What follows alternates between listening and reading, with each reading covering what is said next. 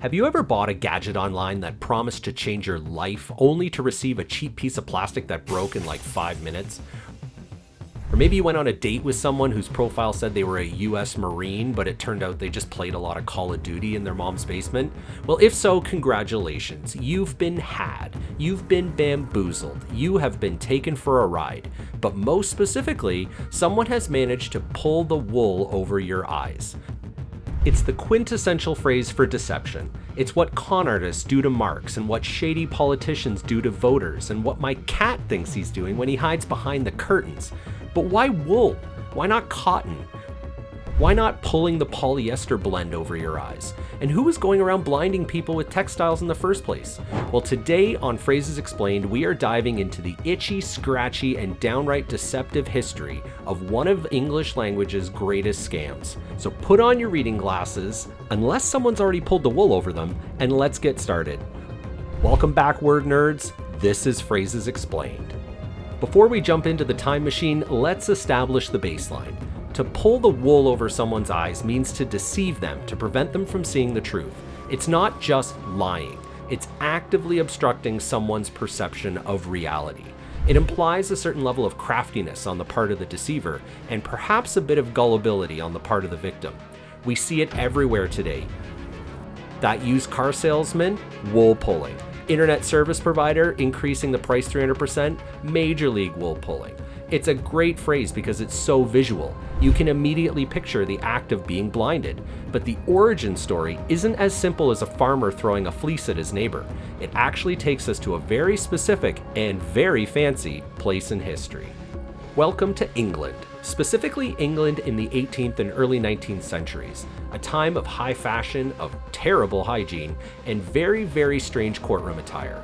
This is the leading theory for where our phrase comes from. In this era, judges and high-ranking lawyers wore enormous powdered wigs. It was a status symbol. The bigger the hair, the bigger the legal standing. Now, the very best wigs were made of human hair, expensive stuff. But if you were a slightly budget-conscious barrister, you might opt for a cheaper alternative: wool. These wool wigs were heavy, hot, and probably unbelievably itchy. Here's the scenario. You are a slick lawyer, and you know your client is guilty as sin. You need the judge to miss a key piece of evidence. According to this theory, a clever lawyer might use confusing jargon, complex loopholes, or sheer bluster to metaphorically pull the wool, meaning the judge's own wig, down over his eyes, blinding him to the facts of the case. If the judge can't see the facts, he can't rule on them. The wool has been pulled. It's a wonderful image. The idea that the very symbol of the judge's authority, his giant wool wig, is the instrument used to blind him to that very justice. It suggests that the deception is happening right under his nose, or rather, right over his eyes. This theory first really started gaining traction in print around the early to mid-19th century, particularly in American newspapers that were perhaps poking a little bit of fun at the stuffy British legal system. But as with many phrases in English, there is an alternative theory, and this one is a little less courtroom drama and a little more street crime. While the wig theory is the most popular among etymologists, some suggest the phrase is actually more literal. Before streetlights were common, walking around London or New York at night was dangerous business. The theory goes that footpads, which is a great old-timey word for muggers on foot, they had a specific technique. They would sneak up behind a victim and throw a heavy woolen blanket or coat over their head. Wool was the common heavy fabric of the day. It was thick and opaque, and once that wool was over your eyes, you were disoriented, blinded, and easily relieved of your wallet. In this context, pulling the wool over your eyes wasn't a slick intellectual trick. It was a physical assault to aid a robbery. So, which is it? The stuffy judge or the alleyway mugger? Well, most language historians lean towards the wig theory because it fits the metaphor better. The phrase is almost always used to mean tricked by cleverness, not brutally assaulted.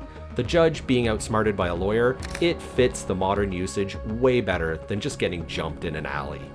On a semi-related note, English happens to love using blinding metaphors for deception. Think about the word hoodwinked. It means the exact same thing. It has a very similar yet much older origin.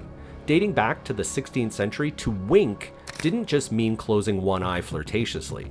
It meant to close your eyes entirely. To hoodwink someone was to literally put a hood over their head so they couldn't see. It was used for prisoners, execution victims, or sometimes just part of a game, like blind man's bluff. Pulling the wool over your eyes is essentially the 19th century remix of the 16th century Hoodwinked. We just swapped the medieval hood for a Georgian wig. It just goes to show that human beings have been trying to scam each other for as long as we've had fabric to cover our eyes.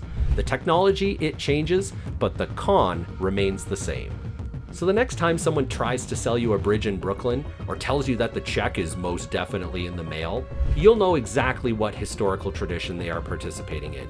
So keep your eyes open and don't let anyone pull that itchy wool over them.